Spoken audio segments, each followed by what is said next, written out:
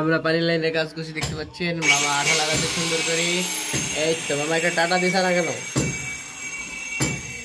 তো বন্ধুরা সাথে থাকুন, অবশ্যই অবশ্যই। যদি ভালো লাগে কাজগুলো আমাদের জানাবেন এবং শেয়ার করবেন, বেশি বেশি করে শেয়ার করবেন। হ্যাঁ হয়েছে, যেন আমরা কাজ করার উপভোগটা আরও বাড়াতে পারি, মনোযোগটা। ঠিক আছে, আর একটা হেড মিস্ত্রি, তিনি এই লাইন কাটতে ব্যস্ত। রড বেঁধছে নাকি? বারো বারো